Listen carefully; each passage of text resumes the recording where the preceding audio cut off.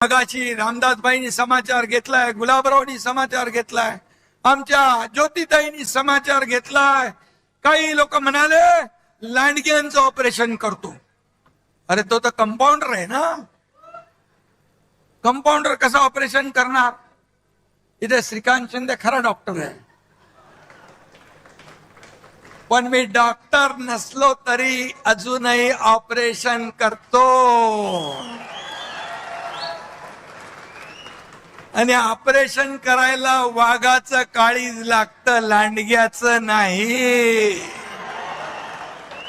वाघाचं कातडं पांघरून लांडगा वाघ होत नाही. 4 वर्षापूर्वी यात लांडग्यानी मला धमक्या दिल्या होत्या, मुंबईत यावंच लागेल, वरळीतून जावंच लागेल. अरे कोणाची काही जागीर आहे का मुंबई? एकनाथ शिंदे एकटा आला, एअरपोर्ट वरून हेलिकॉप्टर बाजूला ठेवलं, हेलिकॉप्टर मध्ये तुमचा एकनाथ शिंदे बसला नाही, गाडीमध्ये बसला, बाय रोड गेला, वरळीतून गेला, वरळीतून थांबला, येऊन थांबला. तेव्हा जे धमक्या देणारे घरामध्ये ऑनलाईन बघत होते, मी काय आम्हाला चॅलेंज देणार? आता म्हणतात तुडवा, हिम्मत असेल तर समोर या. रामदासबाईंचं बोलले, तुडवायला हे शिवसैनिक तुमचे पाय जागेवर ठेवतील का? तुडवायला पाय लागतात. हे शिवसैनिक आहेत, हे कडव्या बाळासाहेबांच्या विचारांचे आहेत, धर्मवीर आनंद दिघे साहेबांच्या विचारांचे आहेत. त्यामुळे आता किती केविलवाना, सकाळी खासदारांना शिव्या द्यायच्या आणि संध्याकाळी त्यांच्याबद्दल चांगलं म्हणायचं. हे काय चालू आहे? तुम लढो हम कपडा संभालते, अशी शिवसेना चालत नाही. सेनापतीने घरी बसून चालत नाही, फ्रंटवर येऊन लढावं लागतं. मी नेहमी सांगतो कार्यकर्त्यांना, हा तुमचा एकनाथ शिंदे तुम लढो हम कपडा संभालने वाला नाही, तुमच्या समोर येऊन छातीचा कोट करून लढणार आहे. हा लढवय्या आहे. आणि म्हणून काय लढले? महापालिका गेल्या, जिल्हा परिषदा गेल्या, ग्रामपंचायती गेल्या, म्हणाले आम्हाला वाऱ्यावर सोडलंय. फक्त मुंबई सोन्याचं अंड देणारी कोंबडी म्हणून तिकडे जोर लावला. परंतु तुम्ही मुंबईकरांनी महायुतीने कामाला पसंती दिली.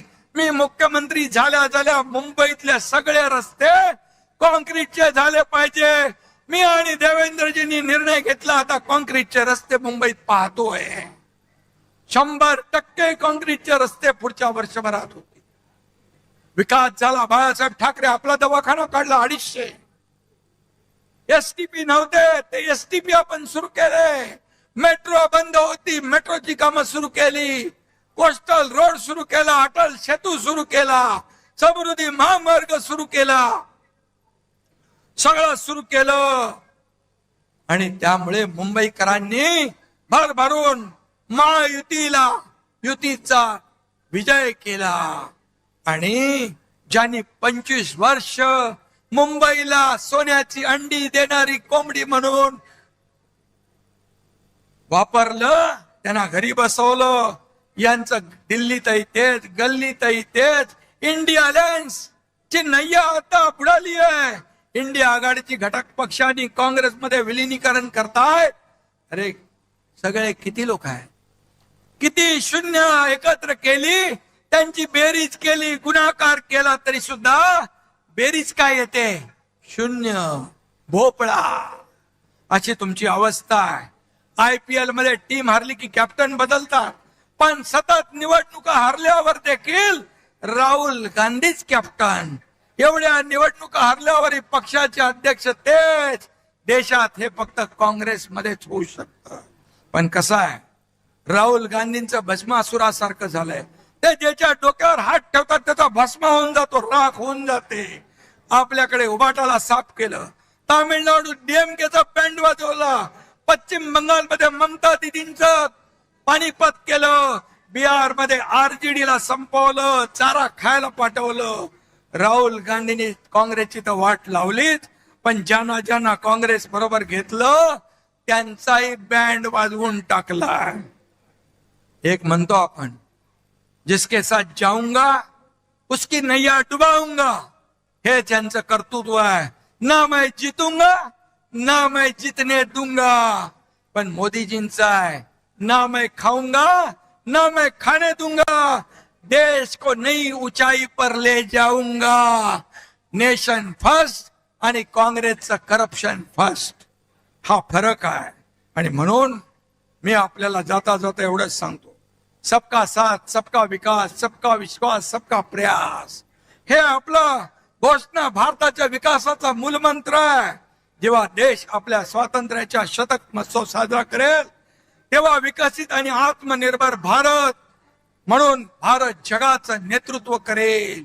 तो दिवस काय असेल हे विजन पूर्ण करण्यासाठी शिवसेना आणि NDA, शिवसेना आणि आपण महाराष्ट्र NDA सोबत कायम भक्कमपणे उभे राहू. $5 ट्रिलियन भारताची इकॉनॉमी आहे, त्याच्यामध्ये एक नाही 1.5 ट्रिलियन हे भारताचं महाराष्ट्राचं योगदान देण्यास आपण कुठेही कमी पडणार नाही. त्यामुळे गेल्या 4 वर्षात महाराष्ट्राचा चौफेर विकास झालाय. महाराष्ट्राला सर्वात प्रगत, समृद्ध आणि 1 नंबरचं राज्य म्हणून झालंय. GDP मध्ये नंबर 1, स्टार्टअप मध्ये नंबर 1, FDI मध्ये नंबर 1, इन्फ्रास्ट्रक्चर मध्ये नंबर 1, असा महाराष्ट्र पुढे जातोय. आणि म्हणून राजकारण काय ते चालतच राहील, पण महाराष्ट्राच्या जनतेला आधार देणं आपलं काम आहे. या वर्षी अल निनोचं संकट आलंय, शेतकरी काळजीमध्ये आहे, दुष्काळाची काळी छाया पडलेली आहे, त्याची सामना करण्याची तयारी आपली पूर्ण आहे. दसऱ्याच्या आधी अतिवृष्टी झाली होती, दसऱ्याचा मेळावा होता, मी सांगितलं तिकडे अतिवृष्टी झाली, तिकडून कोणी येऊ नका, लोकांचे अश्रू पुसा, लोकांचा दसरा दिवाळी चांगली साजरी करा. आणि आपल्या शिवसैनिकांनी त्यांचं दसऱ्याचं घराचं तोरण बांधलं.